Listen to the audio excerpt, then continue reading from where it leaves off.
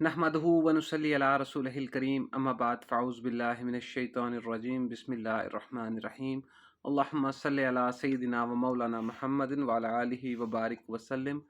تمام احباب کو السلام علیکم ورحمۃ اللہ وبرکاتہ۔ آج ہم جس صحابی رسول کے بارے میں بات کرنے جا رہے ہیں ان کی ابتدا، ان کا تعارف کچھ اس طرح ہے کہ غفار کا قبیلہ ودان کی وادی میں آباد تھا جو مکہ کو باہر کی دنیا سے جوڑتی تھی۔ قبیلہ غفار کے گزر بسر کا دار و مدار ان قلیل بخششوں اور عطیات پر تھا جو شام کی طرف سے آتے جاتے قریش کے تجارتی قافلوں سے انہیں حاصل ہوتی تھی۔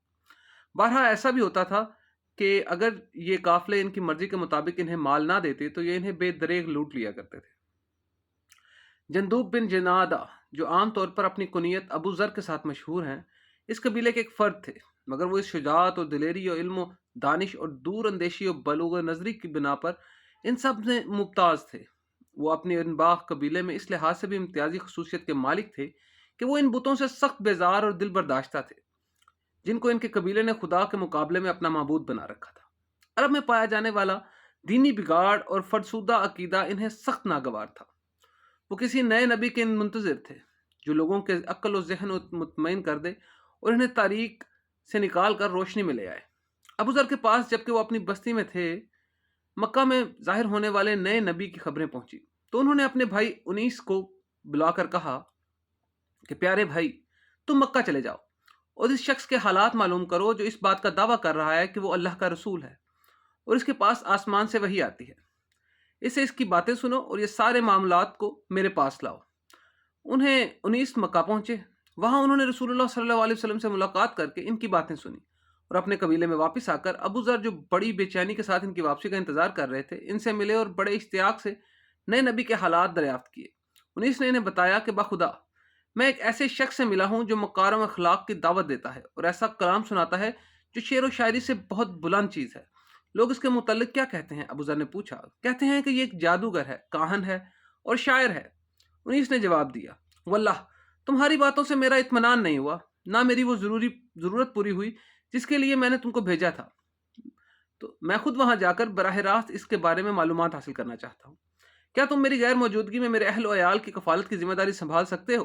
ابو ذر نے پوچھا، ٹھیک ہے، میں ذمہ داری بخوشی ادا کروں گا، آپ جائیے، مکہ والوں سے محتاط رہیے گا۔ انیس نے جواب دیا۔ ابو ذر نے زاد راہ کا انتظام کیا، اپنے ساتھ ایک چھوٹا سا پانی کا برتن لیا اور نبی کریم صلی اللہ علیہ وسلم سے ملاقات کے لیے مکہ کی سمت چل پڑے۔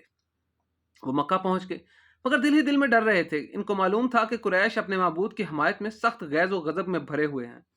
انہیں یہ بھی معلوم تھا کہ وہ اس شخص کو سخت اور عبرتناک سزائیں دیتے ہیں جو محمد صلی اللہ علیہ وسلم کے اتباع کا خیال بھی اپنے دل و دماغ میں لاتا ہے۔ اس لیے انہوں نے کسی سے اس کے بارے میں پوچھنا مناسب نہیں سمجھا، کیونکہ انہیں معلوم نہیں تھا کہ جس شخص سے وہ پوچھیں گے وہ ان کو ماننے والوں میں سے ہوگا یا مخالفین میں سے۔ رات کو وہ مسجد میں لیٹ گئے۔ اتفاقاً ادھر سے حضرت علی رضی اللہ عنہ کا گزر ہوا تو انہیں ایک غریب الوطن پردیسی سمجھ کر انہیں اپنے ساتھ لے گئے۔ رات انہوں نے ان کے گھر گزاری، صبح کو اپنی چھاگل اور سامان کا تھیلا اٹھا کر مسجد میں واپس آ گئے۔ اسی دوران ان دونوں میں کسی قسم کی ایک دوسرے سے کوئی سوال و جواب، کوئی بات چیت نہ ہو سکی۔ ابو ذر نے دوسرے دن بھی اسی طرح گزار لیا۔ انہیں رسول اللہ صلی اللہ علیہ وسلم کے متعلق کوئی معلومات حاصل نہیں ہو سکی۔ رات کو وہ پھر مسجد میں لیٹ گئے۔ حضرت علی کا ادھر سے پھر گزر ہوا تو انہوں نے اس سے کہا، کیا تمہیں ابھی تک اپنی منزل نہیں معلوم ہوئی؟ وہ پھر ان کو اپنے ساتھ لے گئے اور انہیں دوسری رات بھی اپنے ہی یہیں بستر میں بسر کرنے دی۔ آج بھی دونوں خاموش رہے، لیکن تیسری رات حضرت علی نے ان سے مکہ آنے کا سبب دریافت کیا تو ابو ذر نے کہا، اگر وعدہ کرو کہ مجھے میرے مطلوب تک پہنچا دو گے تو میں اپنے آنے کی غرض بتا سکتا ہوں۔ حضرت علی نے وعدہ کرنے پر انہوں نے کہا، میں دور دراز سے قطع مسافت کر کے نئے نبی سے ملنے کے لیے ان کا پیغام معلوم کرنے کے لیے یہاں آیا ہوں۔ یہ سن کر حضرت علی رضی اللہ عنہ کا چہرہ خوشی سے چمک اٹھا اور بولے، واقعی وہ اللہ کے رسول ہیں، اور وہ دیکھو، صبح کو میں جدھر جاؤں میرے پیچھے پیچھے چلے آنا۔ اگر میں تمہارے لیے کوئی خطرہ محسوس کروں گا تو اس طرح کھڑا ہو جاؤں گا جیسے پانی گرا رہا ہوں، اور جب چلنے لگوں گا تو میرے پیچھے لگ جانا اور جہاں جاؤں چلے جانا۔ رسول اللہ صلی اللہ علیہ وسلم کے شوق دیدار اور ان پر نازل شدہ وحی کو سننے کی آرزو میں انہوں نے پوری رات آنکھوں میں کاٹ دی۔ صبح کو حضرت علی اپنے مہمان کو ساتھ لیے رسول اللہ صلی اللہ علیہ وسلم کے گھر کی طرف مڑے بغیر چلتے رہے۔ جب رسول اللہ صلی اللہ علیہ وسلم کے پاس پہنچے تو ابو ذر نے کہا، السلام علیکم یا رسول اللہ۔ وعلیکم السلام ورحمۃ اللہ وبرکاتہ۔ رسول اللہ صلی اللہ علیہ وسلم نے اس کے سلام کا جواب دیا۔ اس طرح ابو ذر پہلے شخص تھے جنہوں نے رسول اللہ صلی اللہ علیہ وسلم کو اسلامی طریقے سے سلام کیا، اور بعد میں سلام و تحیہ کا یہی طریقہ مسلم معاشرے میں عام ہو گیا۔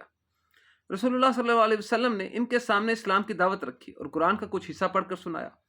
انہوں نے کسی پس و پیش کے بغیر کلمہ حق کا اعلان کر دیا اور اپنی جگہ چھوڑنے سے پہلے نئے دین میں داخل ہو گئے۔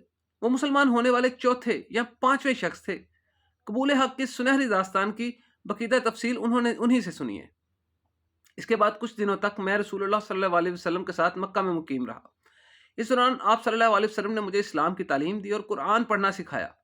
پھر فرمایا، مکہ میں کسی شخص کو اپنے مسلمان ہونے کی خبر نہ ہونے دینا، مجھے اندیشہ ہے کہ وہ تم کو قتل کر دیں گے۔ لیکن میں نے کہا، جب تک مسجد حرام میں جا کر قریش کے سامنے دعوت حق کا برملا اظہار نہ کر لوں، مکہ نہیں چھوڑ سکتا۔ اس کے بعد میں مسجد گیا۔ اس وقت قریش کے لوگ بیٹھے ہوئے تھے، آپس میں باتیں کر رہے تھے۔ میں نے ان کے درمیان کھڑے ہو کر بآواز بلند کہا، قریش کے لوگوں، میں گواہی دیتا ہوں کہ اللہ کے سوا کوئی دوسرا معبود نہیں، اور محمد صلی اللہ علیہ وآلہ وسلم اللہ کے رسول ہیں۔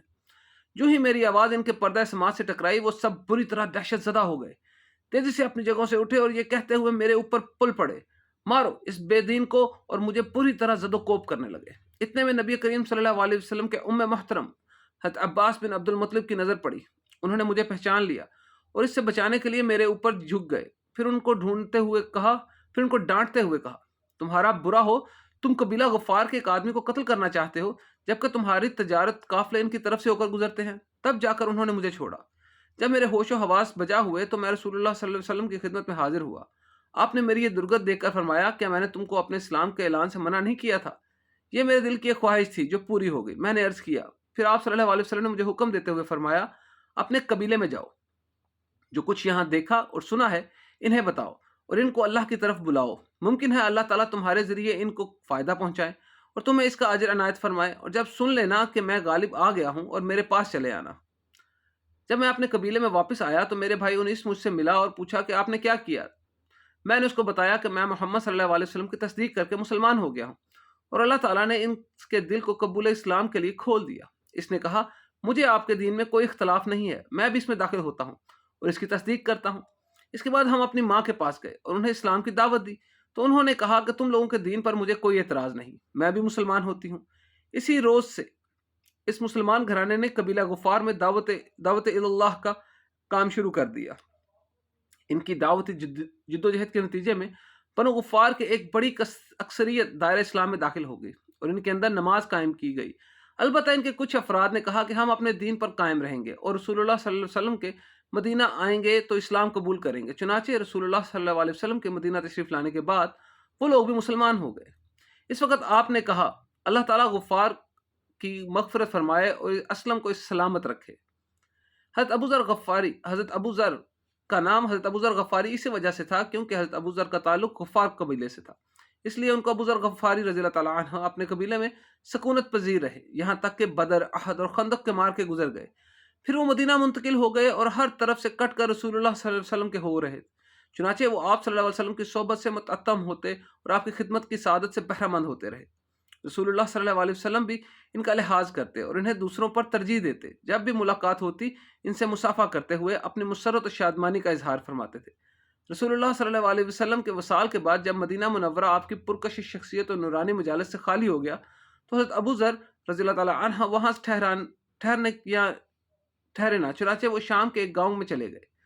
حضرت ابو بکر صدیق اور حضرت عمر فاروق رضی اللہ عنہ کے زمانہ خلافت تک وہیں مقیم رہے۔ حضرت عثمان کے دور خلافت میں وہاں سے منتقل ہو کر دمشق میں سکونت اختیار کر لی۔ وہاں انہوں نے دیکھا کہ مسلمان عام طور سے دنیا طلبی میں منہمک اور عیش و عشرت میں غرق و آخرت سے غافل ہو رہے ہیں۔ اس بدلی ہوئی صورتحال کو انہوں نے بڑی شدت سے محسوس کیا، سختی سے اس کا نوٹس لیا اور بڑے تند و تیز لہجے میں اس پر اعتراضات کرنے لگے۔ لوگ ان کے اس رویے سے تنگ آ گئے۔ بات حضرت عثمان رضی اللہ تعالیٰ عنہ تک پہنچی۔ انہوں نے حضرت ابو ذر کو مدینہ طلب کیا۔ خلیفہ کی طلبی پر وہ مدینہ چلے گئے، لیکن وہاں بھی وہ اس صورتحال کا سامنا کر رہے تھے جس سے دمشق میں ان کا سابقہ پیش آ چکا تھا۔ وہاں بھی لوگوں کو دنیا کی طرف مائل دیکھ کر بہت جلدی بد دل ہو گئے اور لوگ بھی ان کی سخت گیری اور تلخ تند باتوں سے بیزار ہو گئے۔ آخرکار حضرت عثمان رضی اللہ عنہ نے انہیں ربضہ چلے جانے کا حکم دیا۔ ربضہ مدینہ کی ایک مضافاتی بستی تھی۔ وہ وہاں منتقل ہو گئے اور لوگوں سے دور دنیاوی ساز و سامان سے بے نیاز اور رسول اللہ صلی اللہ علیہ وسلم اور شیخین کہ اس طریقے پر چلتے ہوئے زندگی بسر کرنے لگے جو انہوں نے آخرت کو دنیا پر ترجیح دیتے ہوئے اختیار کیا تھا۔ ایک مرتبہ ایک شخص ان کی خدمت میں حاضر ہوا۔ وہ ان کے گھر میں چاروں طرف اپنی نظریں دوڑاتا رہا۔ جب اس کو وہاں کوئی سامان نظر نہیں آیا تو اس نے پوچھا، ابو ذر آپ کا سامان کہاں ہے؟ تو آپ نے فرمایا، وہاں آخرت میں ہمارا ایک گھر ہے، ہم نے اپنے اچھے اور پیش قیمتی سامان وہیں بھیج دیتے ہیں۔ حضرت ابو ذر نے جواب دیا، اس آدمی نے ان کی باتیں سمجھتے ہوئے کہا، پھر بھی جب تک آپ اس دنیا میں رہیں زندگی گزارنے کے لیے کچھ نہ کچھ سامان تو ضروری ہے، لیکن گھر کا مالک ہم کو یہی نہیں چھوڑے گا۔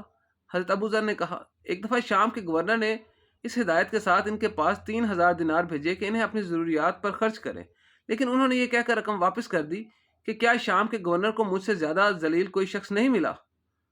ہجرت نبوی کے 20ویں سال گردش زمانہ کے ہاتھوں نے ان عابد و زاہد صحابی کی زندگی کا خاتمہ کر دیا، جس کے متعلق رسول اللہ صلی اللہ علیہ وسلم نے فرمایا تھا، زمین کی پشت پر اور آسمان کے زیر سایہ کوئی شخص ابو ذر سے زیادہ سچا نہیں ہے۔